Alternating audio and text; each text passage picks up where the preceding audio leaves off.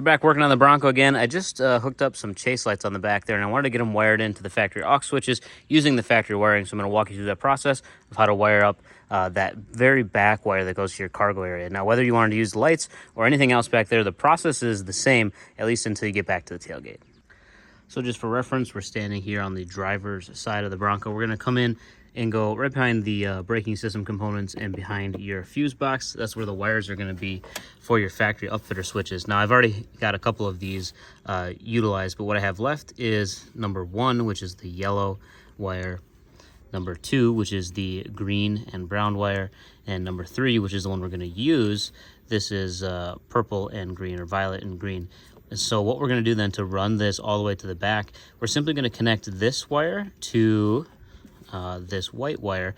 These are also pre-wired on the truck. So you'll see that this cluster kind of comes from the truck. This cluster comes from the harness. So we'll take this violet and green wire and connect it to the white wire, which is then going to terminate behind our glove box. So after we get these connected, we'll go over there and we'll connect another set of wires to go all the way back to the passenger compartment. Now, just if you're curious, this purple one, that goes to the front grille area of the Bronco, and then there's another wire down here, a brown and white one right there. That also goes back behind the passenger compartment, but I've already utilized that one for a radio. So I'll just slap those together with a little heat shrink butt connector, and I'll move on to underneath the glove box.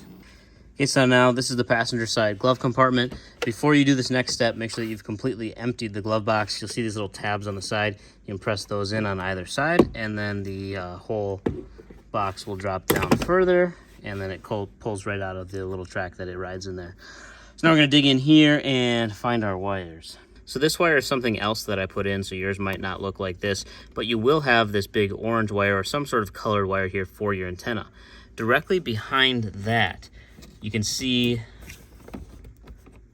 coming out of that wire loom, we have this white wire. Try to get my hand out of the way. Come on. This white wire, that's the one that we just, come on, focus.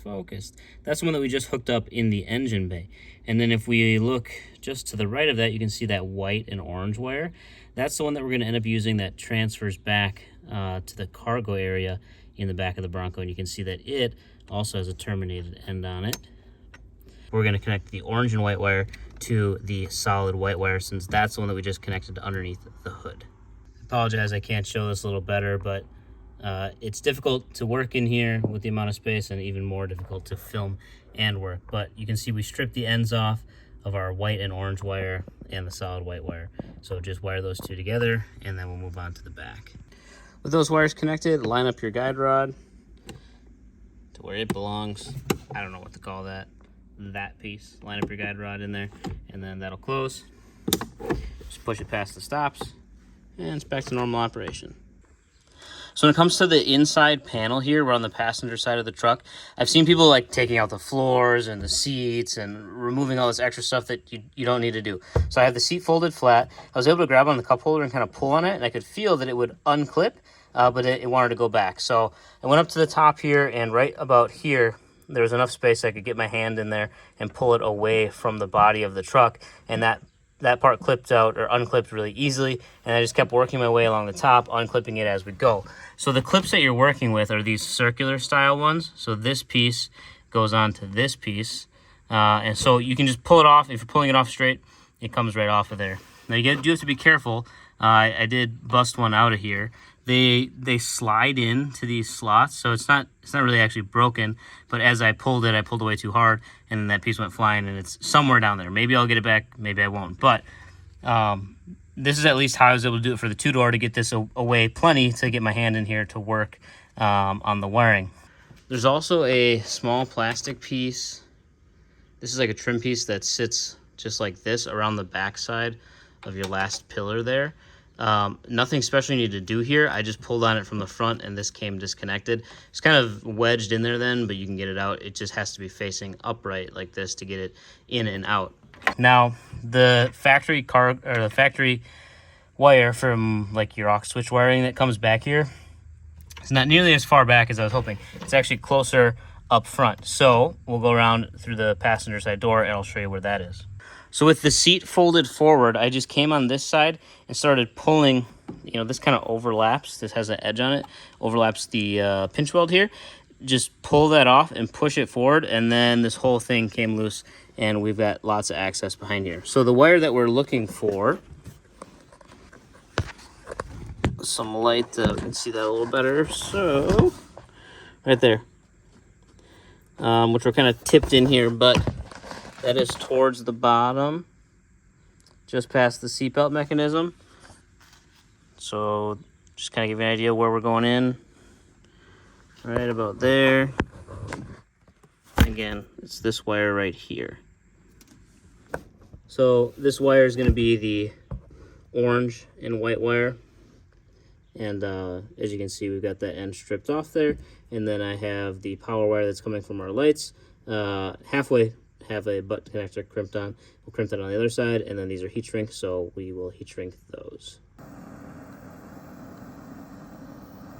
So our new power wire then for the lights will get run along the factory wiring harness here. We'll throw some zip ties on there to keep it from bouncing around and making noise.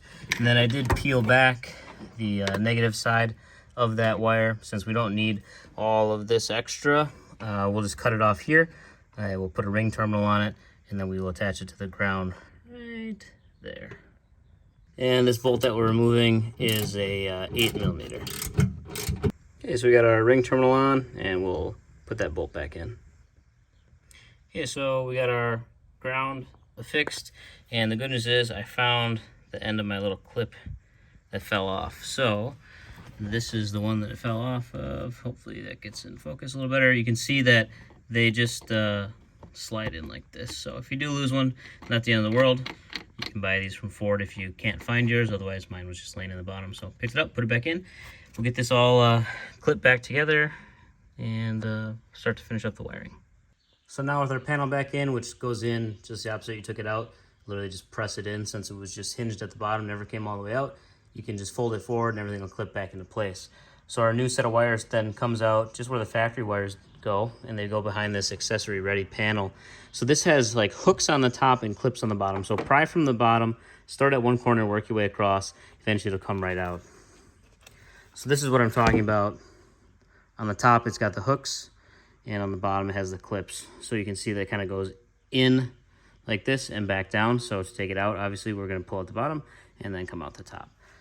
Now, when you're figuring out how much wire you're going to need to run to whatever accessories you have back there, whether that be an air compressor or lights or whatever it is, keep in mind that this tailgate swings more than just 90 degrees there. So it goes all the way open, so you'll need a little extra wire for that extra length, so just plan accordingly there.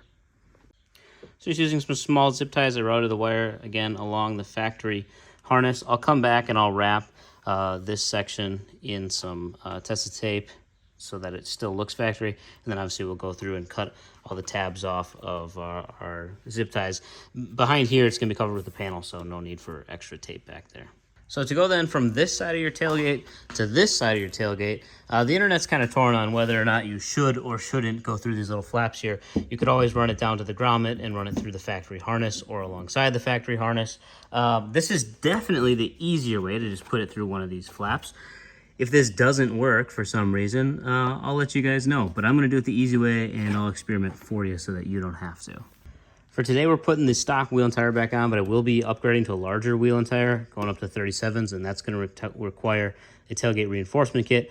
I'm also testing out the new one that was just released from AGS there as well. Same people that make the light bracket and the in-wheel accessory bracket. So I wanted to leave myself plenty of extra wire since I don't know for sure that everything's in its final location or if these are the only accessories I'm going to put back here. So I've just got some extra wire coiled up that's going to get tucked inside. And then lastly, we'll connect our new positive and negative wires to the corresponding wires from the lights. So I just went with some basic connectors for now until we know that everything is going to be permanent. Like I said, this is just temporary installation. So if this is all good, everything stays in the same spots after I get the new wheels and tires, probably swap these out and do some Deutsch connectors just so they're a little more waterproof than these basic ones. So then with that wiring complete and the wiring on the inside done, we should be able to go inside. The power is switched on to the Bronco. We'll hit our number 3 since that's where we wired it in. And voila, now we have our lights on the back. So if you need chase lights or dust lights, or you just want to flip these on for reverse, you can do that.